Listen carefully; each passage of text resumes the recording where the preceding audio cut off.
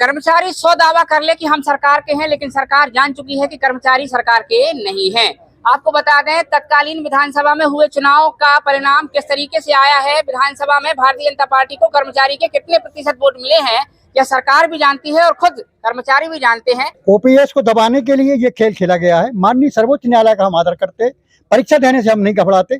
परीक्षा यदि हमारी ली जा रही 30-25 साल की सेवा अवधि में, तो हम चाहते हैं कि राजस्व विभाग की परीक्षा हो। पुलिस टीटी परीक्षा पास करने की बात नहीं है, हमारे आत्मसम्मान की ये लड़ाई है।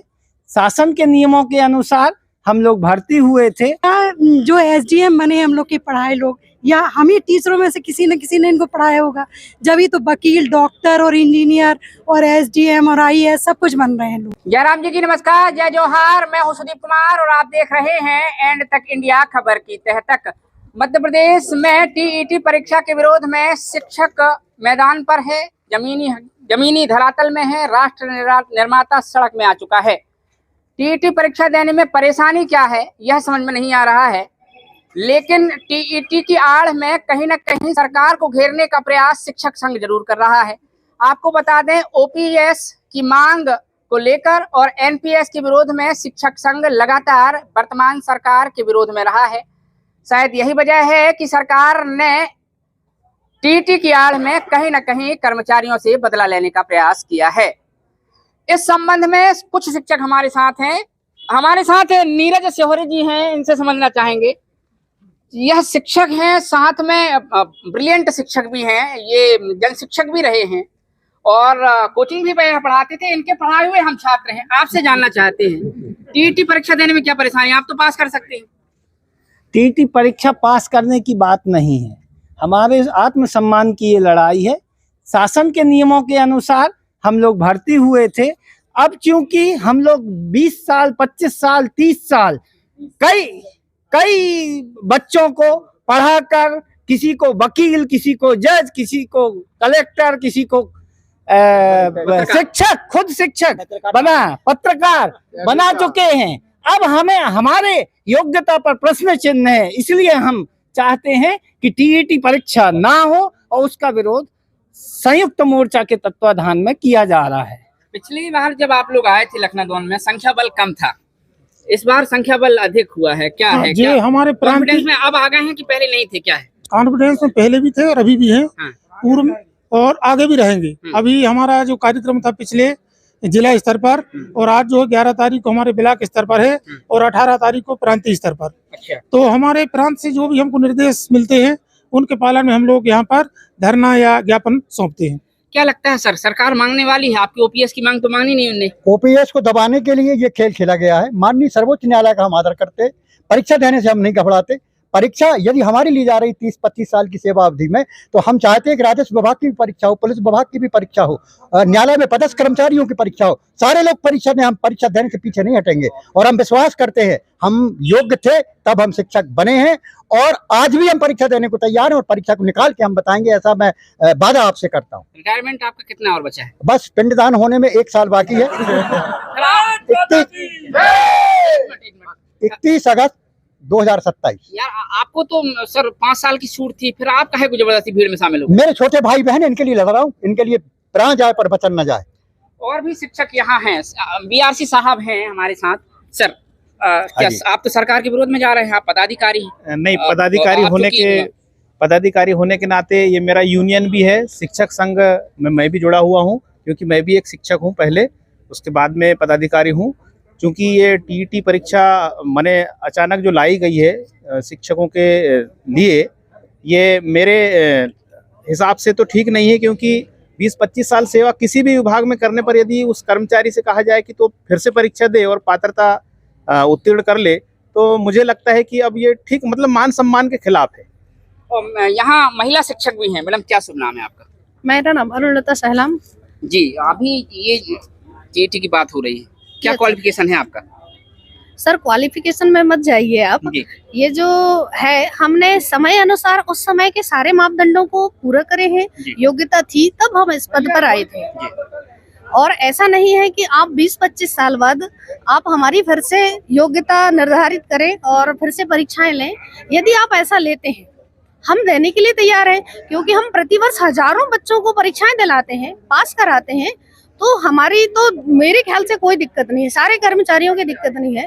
तो आप सभी विभागों के लिए यदि ये निर्धारित कर देते हैं कि पेपर सबको देना है, फिर से आईएएस महोदय हो, जज महोदय हो, तो मेरा तो एग्जाम दे के आ रहे हैं। बिल्कुल, हम भी एग्जाम देकर आए हैं, इसमें से हम भी, हमारे कुछ साथी भी एग्जाम देकर आए हैं। तो अभी मेरा ये है कि हमने समय का मापदंड पूरा करे थे, उस समय जो हमारे लिए योग्यता निर्धारित थी उसको हमने पूरा करे थे, उसके बाद हम इस पद पर आए हैं। सोशल मीडिया में हमने जब यह वीडियो डाला तो कुछ लोग कमेंट कर रहे हैं कि शिक्षक परीक्षा क्यों न दें। इस संबंध में जानना चाहेंगे, सर आपसे जानना चाहेंगे, आगे आ जाइए थोड़ा। सोशल मीडिया में जब हम यह वीडियो डालेंगे, लोग कमेंट करेंगे, लोगों का कहना है कि परीक्षा दे दीजिए ना, क्या बुराई है? परीक्षा देने में कोई बुराई नहीं है, लेकिन 10-10, 20-20 साल पुराने नियम आज के तारीख में नियम बना के पिछले 20 साल पुराने लोगों को उस पर बांधा जा रहा है, तो गलत बात है। कोई भी नियम जो लागू होता है वो आगे के लोगों के लिए कार्यरत, आगे के लोगों पर लागू होगा या पिछले लोगों पे, ये समझ से परे है।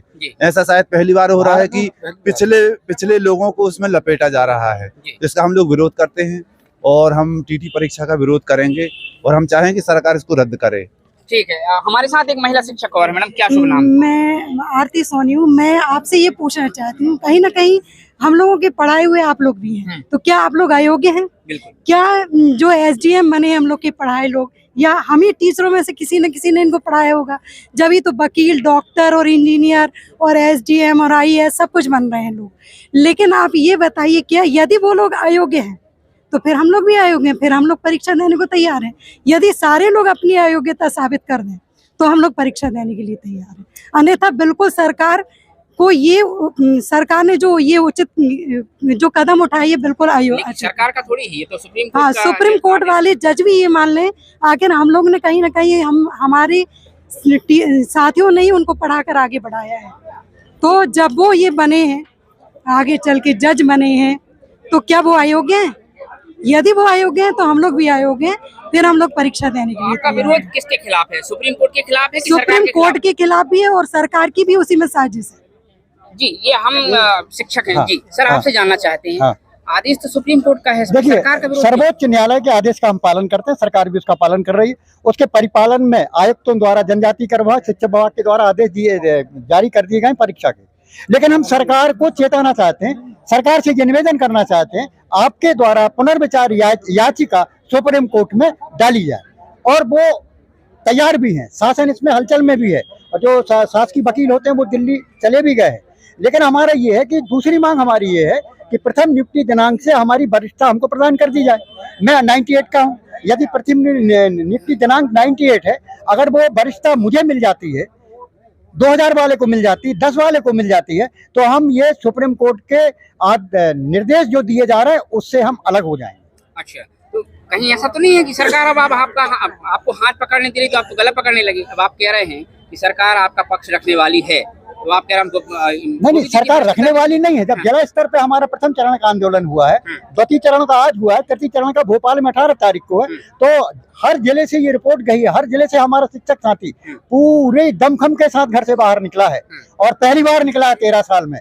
तो सरकार तक ये बात पहुंची है कि कर्मचारी हमारा है, हमें इसके बारे में विचार करना चाहिए। हम सरकार के हैं, सरकार से निवेदन करना चाहते हैं, हम आपके हैं, आप हमारे हो, पुनर्विचार याचिका आप दायर करें और हमारी जो समस्या है उसका निराकरण।